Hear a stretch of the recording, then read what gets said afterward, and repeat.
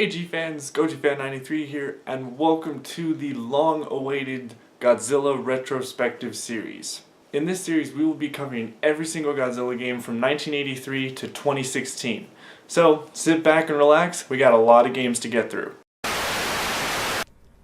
Oh hey Goji fan, I heard you were doing a series on all the Godzilla video games?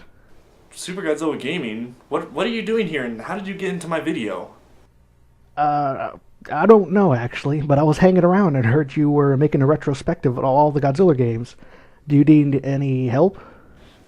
Not really, I've pretty much played all the Godzilla games, I think I got it. You sure? I mean, my name is Super Godzilla Gaming. You do realize there are over like 40 Godzilla games, right? Wait, over 40 games? Oh, yeah, you know what? I might need your help with this. Do you want to come along? Oh yeah, let's do it.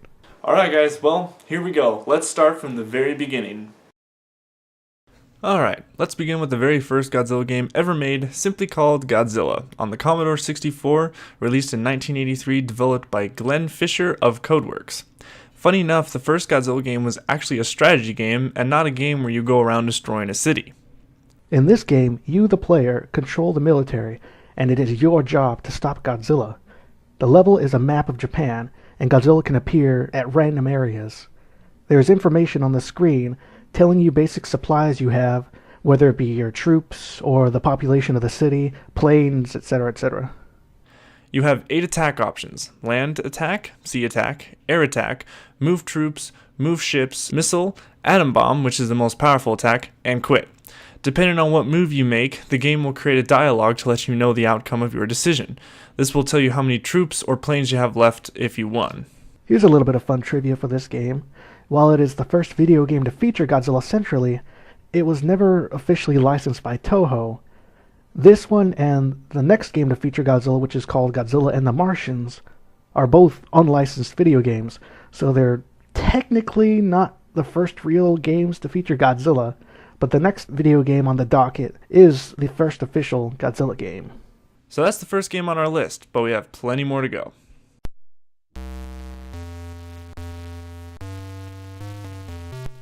Next on our journey is technically the first licensed Godzilla video game. Godzilla vs. Three Major Monsters is a game made by Bandai on the MSX, released in 1984. The game features 5 monsters from the Godzilla franchise: Godzilla, Megalon, Kumonga, King Ghidorah, and Manila. Now, because the MSX was very limited with what you can do with the game, Godzilla only has one attack, which is his atomic breath. The basics of the game is to take out the enemy monsters without having them touch you, getting hit by their enemy attacks, or falling into holes that Megalon creates in the ground.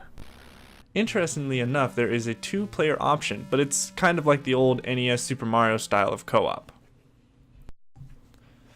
The next game is a weird one, and one game that you might all know. Gojira-kun is a game made on the MSX, released in 1985. Now, funny enough, this game was ported to the Game Boy, but we will get to that later. Gojira-kun's gameplay is very odd for a Godzilla game. You play as a chibi version of Godzilla, and you must avoid the enemies by climbing vines and punching rocks from your mouth. Yes, you form a giant fist and punch rocks out of your mouth. Definitely one of the weirder games, but like I said, more of this game will come later. The next game in our retrospective does not have a lot of info on it. I mean, heck, even on Wikizilla, it doesn't have much info. From what Wikizilla can tell us, it's a game developed for the FM7 and X1 PC, released in 1985. The player is Godzilla, and in this game, it does appear you walk around destroying things and fighting the military. That's pretty much it. There's not too much info on this obscurity. Now that would be it for the old games, but there is one more to mention. A game called Monster Fair, made for the MSX in 1986, is more of a Mothra game, but Godzilla has a cameo in it. Still, it's not an official Godzilla game. Alright, let's begin with the game that everyone knows about, Godzilla Monster of Monsters, released in 1988 for the Nintendo Entertainment System. In this game, you control Godzilla and Mothra as they go through many stages fighting not only Godzilla monsters, but some other Toho Universe monsters as well. The game features a plethora of Toho Kaiju goodness, including Godzilla, Mothra, King Ghidorah, Mechagodzilla, Gigan, Hedorah, Baragon, Varan, Mogira, and Gazora. The objective of the game is to advance the board by selecting side-scroller type levels and crush your way to victory. You will then eventually run into enemy monsters and will have one-on-one fight. Once you get past them, you must get Godzilla and Mothra to the end of the map to advance to the next board. While it sounds simple in concept, the game can be very hard and frustrating at times due to the bullet hell nature of the combat system. But thanks to the many health power-ups that appear out of rocks or killing enemies, it can still be very enjoyable. Even if Mothra is continually knocked to the bottom left of the screen, try that against Godzilla. Oh, it's the worst. Not a bad way to introduce Godzilla onto home consoles, but then they had to go and mess that up in the next game. Oh no, not this game. What's up, Goji fan? It can't be that bad, can it? Oh, yes it is. Let's just get on with it.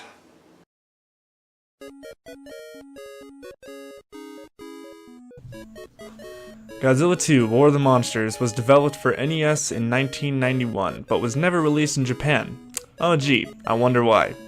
Here we have another strategy game where you don't play as Godzilla, but as the military trying to stop him. Kind of like the first Godzilla game on Commodore 64. As you might expect, the game was not very well received by fans because, well, the gameplay was kind of confusing. Even the booklet didn't really alleviate this problem. It's almost like a game of chess. You have to move military forces to fight monsters, have them retreat so they aren't destroyed, and just keep doing that pattern for whatever monsters you encounter. It's a bit of a slog. Even Wikizilla doesn't have an explanation on how the gameplay mechanics work. Let's move on. Okay, before we continue, there is another game that Godzilla had a cameo in, but unfortunately we could not find any footage of it.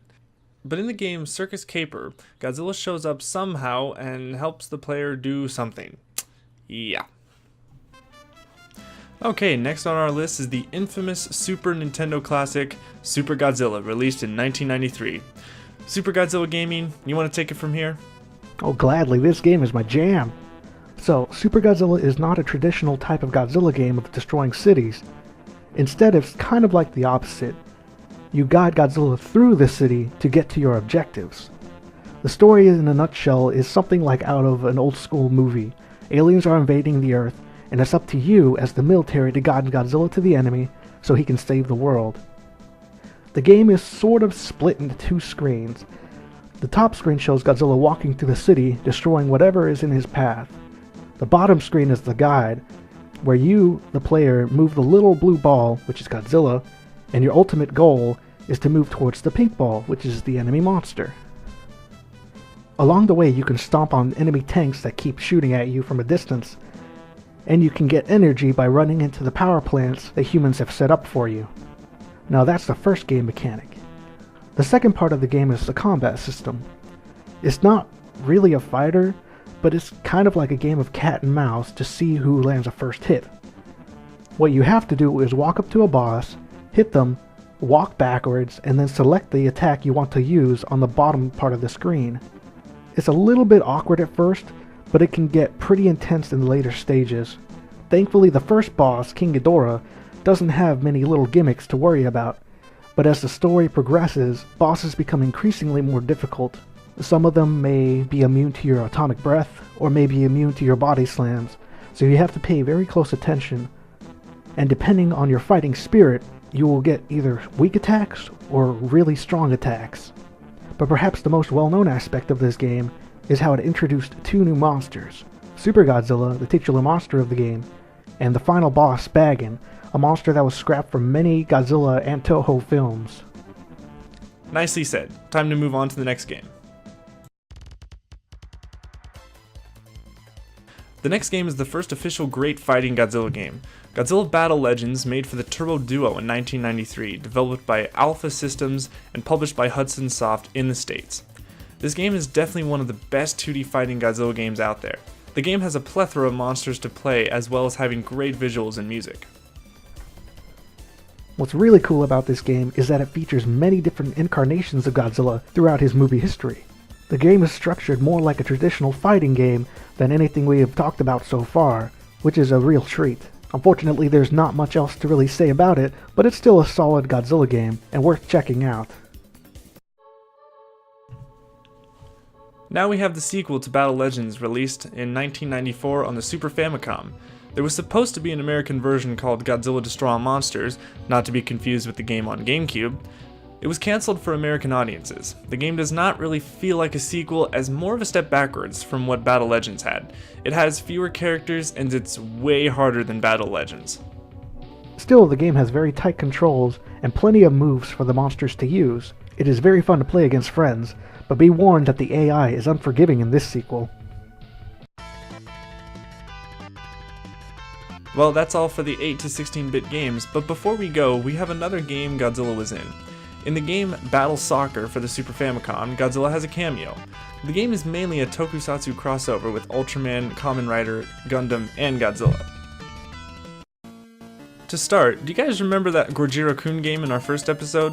Well, this is the sequel/port of that game onto the original Game Boy in 1990. The game still has the same goal of dodging enemies and dropping boulders onto them. What's funny is the plot of the game. In the Japanese version, the monsters captured Godzilla's girlfriend, named Vegeta, and Godzilla has to rescue her all Super Mario Bros. Style. Well, without the platforming element and more punching rocks. And by punching, I mean a fist coming out of Godzilla's mouth. Yes, that's still a thing. But in the American version, it's roughly the same plot, just replace Godzilla's girlfriend Vegeta with Minya.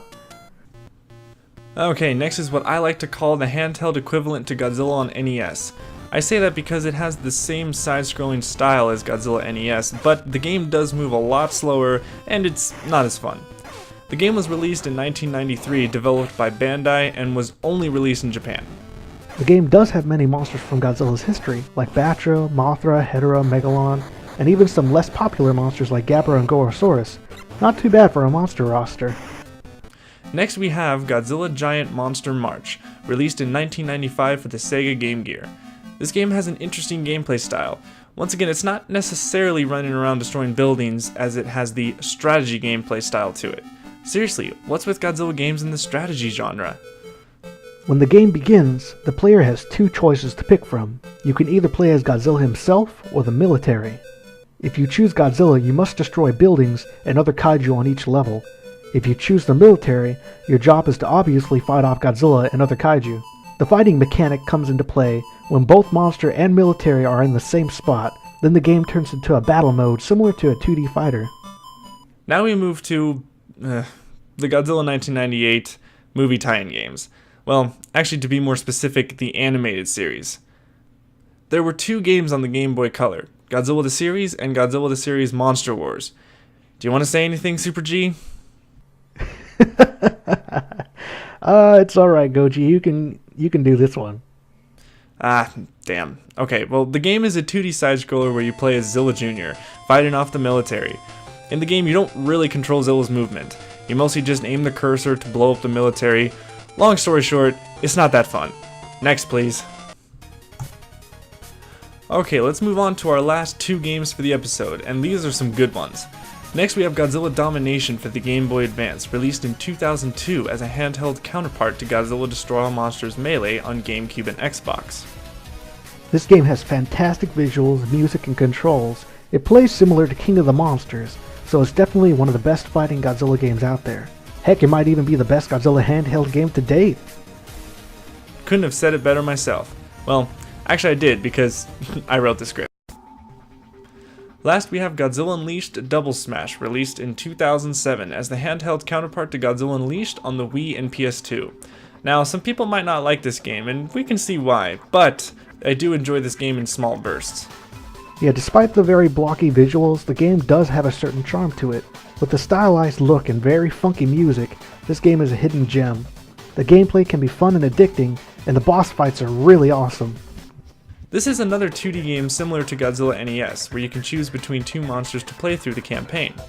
Actually, this game is very similar to Godzilla on NES, as you can select Godzilla as your ground monster and Mothra as your flying monster. But there are other monsters to choose from as well. First we have Godzilla Archipelago Shock, released in 1995, developed by Sega for the Sega Saturn. Once again, we have a strategy Godzilla game. Man, what's with Godzilla and strategy games? Anyways, SGG, mind explaining how the game works?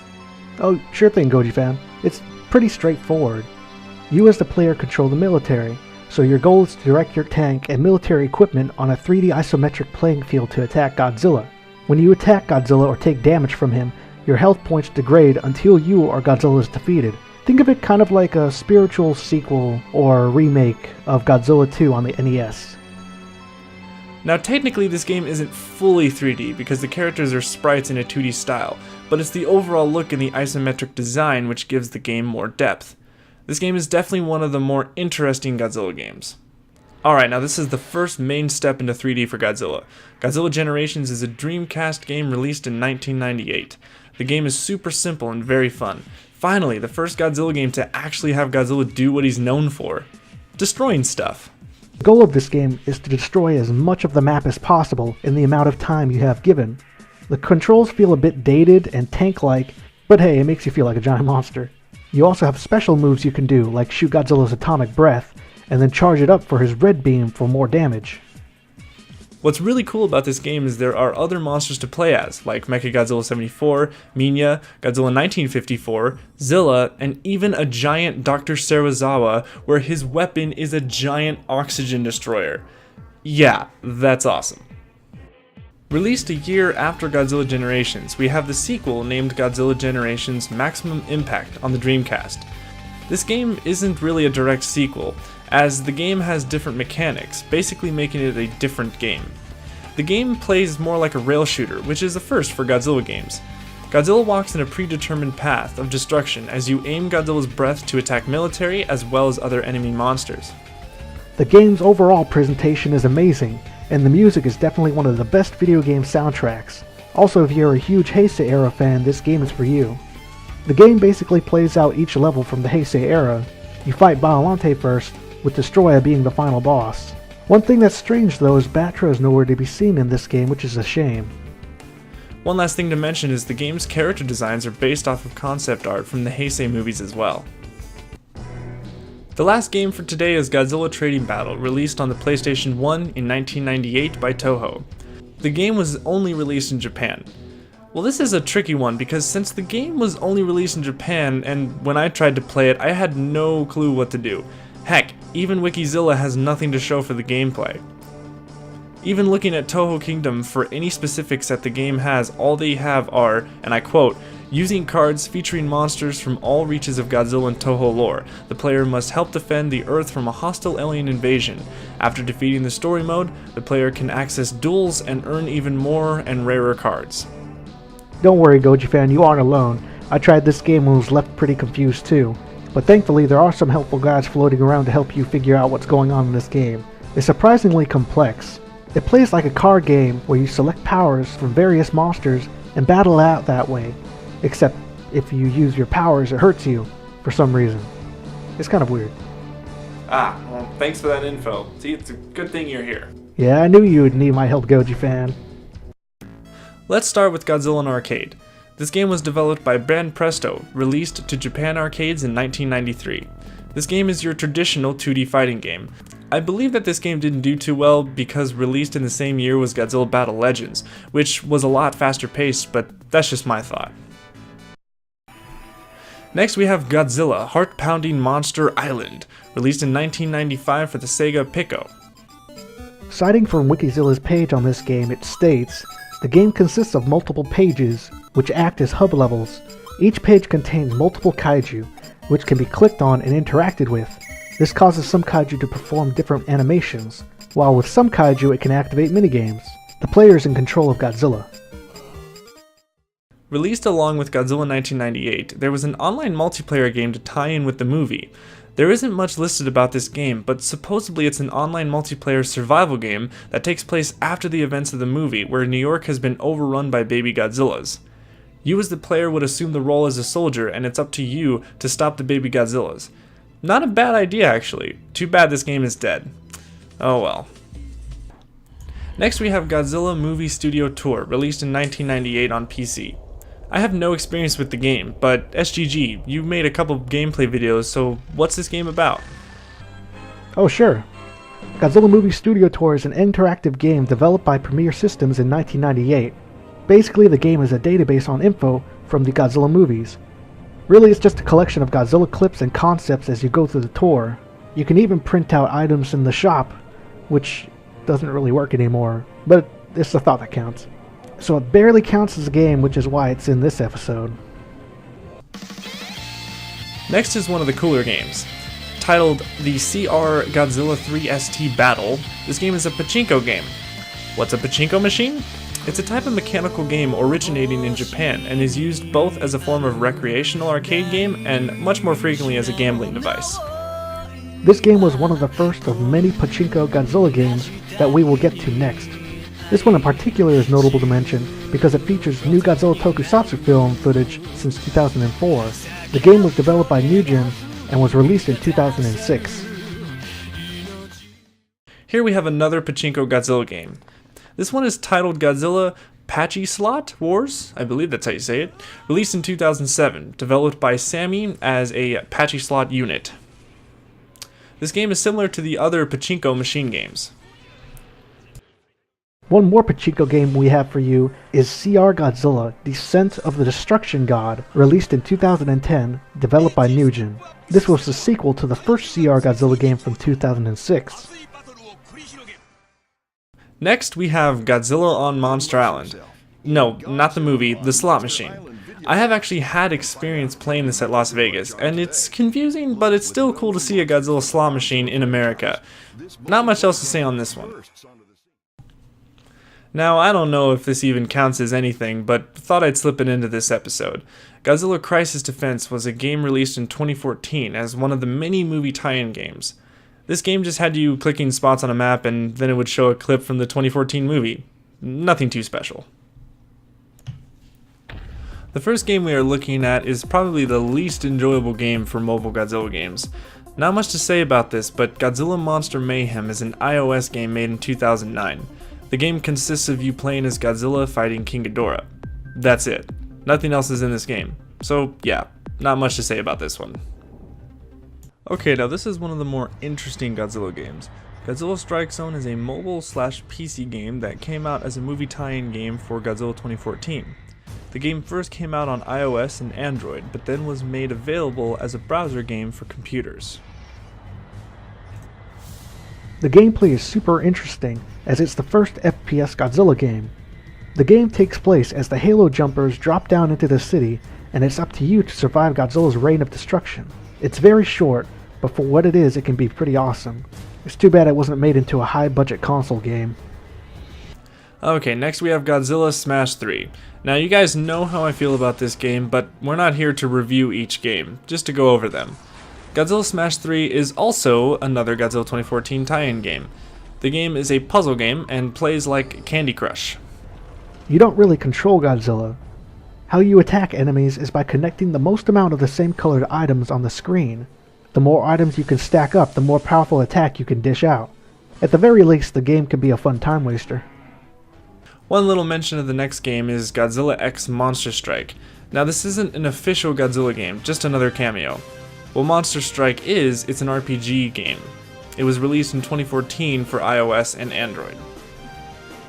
The last game we'll be talking about today is Godzilla Kaiju Collection.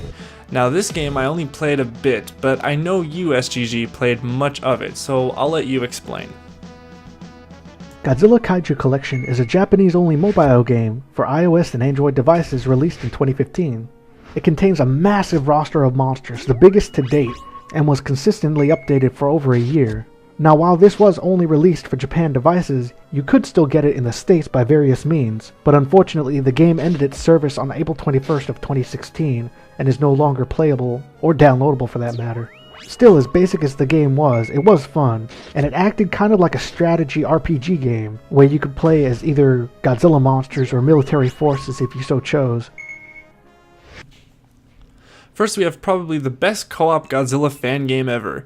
Godzilla Ultraman Gamera is a fan-made game that first came out in 2011, and since then has been making updates till this very day. The game is a fantastic beat-em-up style like Streets of Rage. The game features a variety of monsters to play as, and it's a huge joy. Now, one of the best things about this game is the co-op. You can enjoy this game with up to 3 friends throughout the whole adventure. It gets extremely hectic watching everybody on screen fighting various monsters and working together to reach the end of the stage.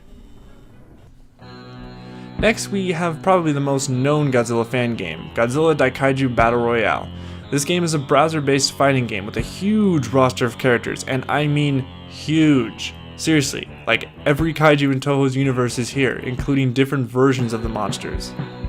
Godzilla Daikaiju Battle Royale has been around since 2012 and takes a huge influence from the NES game Godzilla Monster of Monsters, and like the previously mentioned game, it receives updates to this very day, introducing new monsters, new stages, and new music.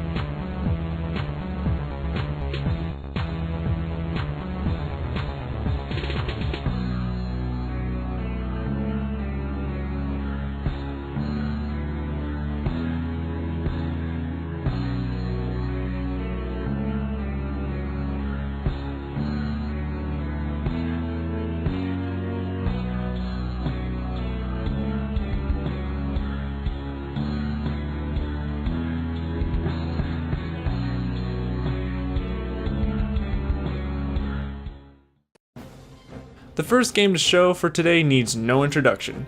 Godzilla Destroy All Monsters Melee is a full 3D fighting game released in 2002 for the GameCube, developed by Pipeworks and published by Atari. The game was then later ported to 2003 for the original Xbox. This was the very first Godzilla game I ever played, and it is truly one of the best G games to exist. The game's story involves a new kind of alien enemy to the Godzilla mythos named the Vortak. They send a transmission to Earth, telling that they have control of Earth's monsters, and that we surrender to them or else they will destroy humanity with the monsters. It's up to you to stop the Vortak from taking over the planet by doing what monsters know best, fighting one another. The game has 11 monsters to play as, 12 for the Xbox version, as Kiryu is a exclusive character to the Xbox. You can unlock monsters by playing the single-player campaign and beating Mechagodzilla 2 at the end. You can also unlock a large variety of stages to play on, as well as changing the stages to a day or night style. Other things to collect are gallery items that you can unlock during the campaign. The harder the difficulty, the better chances of getting a new gallery item will appear after destroying a specific building. The game's overall presentation is exceptional, the character designs are great looking, and the stages themselves are very large for a fighting game. On the Xbox version, the graphics are greatly improved with better texture quality. The music as well has a fierce tone to it, getting you pumped to fight. How can you top this kind of game? Well, the next game certainly can. Celebrating Godzilla's 50th anniversary was a big deal for Toho, with a movie, merchandise, and of course an amazing video game. Godzilla Save the Earth is the sequel for Godzilla Destroy All Monsters Melee, developed once again by Pipeworks and published by Atari for the original Xbox and PS2 in 2004. This is arguably the best Godzilla game to date, and for good reason. The story involves the return of the Vortak, only this time by their queen, Vorticious. They want to steal the G-cells using their ultimate weapon, Space Godzilla. Same thing as before, pick your monster and start beating up the enemy kaiju. During the game's campaign, you can pick up G-cells to earn extra points. At the end of the campaign, if you beat the game on a harder difficulty, you fight Space Godzilla, and after winning, you blast him into a black hole. Things are a bit different for unlocking in this game.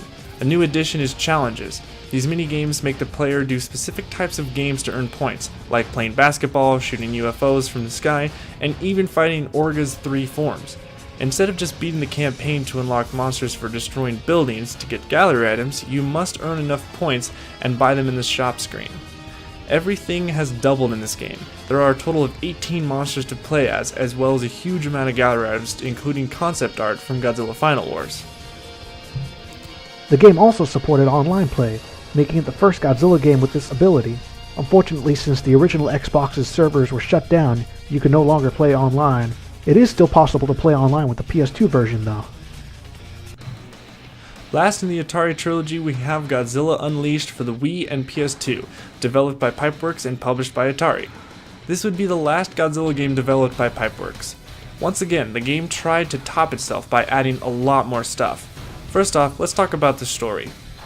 The story of Godzilla Unleashed is a lot more complex than the previous games. The story takes place 20 years after the events of Godzilla Saved the Earth. It begins with a meteor shower falling to the Earth, causing major disasters around the world, such as climate shifts and earthquakes. Crystals start to appear all around the world, and at the same time the monsters begin to destroy cities due to the changes across the world.